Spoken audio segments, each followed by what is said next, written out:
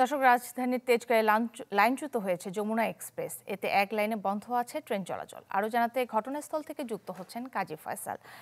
ফয়সাল, সর্বশেষ পরিস্থিতি আমাদের জানাবেন, হতাহতের কোনো ঘটনা ঘটেছে কিনা? 1, 2, 3 ঢাকায় জমি জিতে নিন 100% ক্যাশব্যাক সহ 20 কোটি টাকার পুরস্কার। কাকুলি, সর্বশেষ যে তথ্য আমাদের কাছে আছে এবং আমরা এই ঘটনাস্থলেই আছি এবং আমরা জানতে পেরেছি এবং রেলের কর্মকর্তারা আমাদেরকে নিশ্চিত করেছেন যে এখানে কোনো হতাহতের ঘটনা এখন পর্যন্ত ঘটেনি। তবে রেলের একটি বগি লাইনচ্যুত হয়েছে। ট্রেনটি মূলত ঢাকা অভিমুখী যমুনা এক্সপ্রেসের ট্রেন ছিল।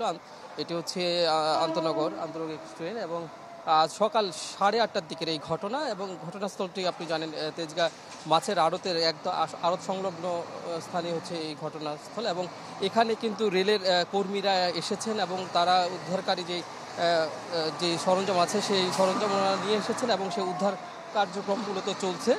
এবং আমরা দেখতে পাচ্ছি যে এবং তারা এই কাজে ব্যস্ত আছেন।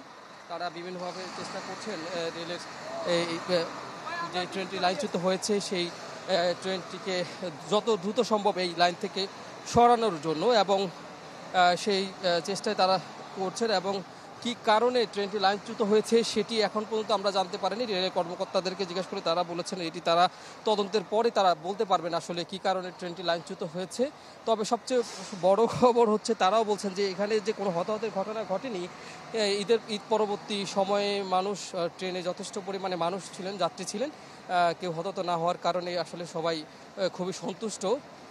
এবং কতক্ষণ নাগাদ এই ট্রেনটি এই লাইন থেকে সরানো হবে, অর্থাৎ এই যেটি বিচ্যুত হয়েছে লাইন থেকে সেটি কতক্ষণ নাগাদ ঠিক করা হবে সেটি এখনও বলা যাচ্ছে না। তারা বলছেন যে আরও বেশ কিছু সময় লাগবে। তো এই মুহূর্তে আসলে এক পাশ দিয়ে ট্রেন চলাচল বন্ধ রয়েছে, অন্য পাশ দিয়ে চালু রয়েছে। তো এটি একটি জটিল প্রক্রিয়া এবং তা এই ধরনের আর ঘটনা যেন না ঘটে সেটি আসলে চেষ্টা করছেন। এবং যত দ্রুত সম্ভব এই লাইনটি মেরামতের জন্য তারা সর্বাত্মক চেষ্টা করে যাচ্ছেন। কাকুলি, এই ছিল আমার কাছে এখান থেকে সর্বশেষ তথ্য। ফয়সাল, আপনাকে ধন্যবাদ।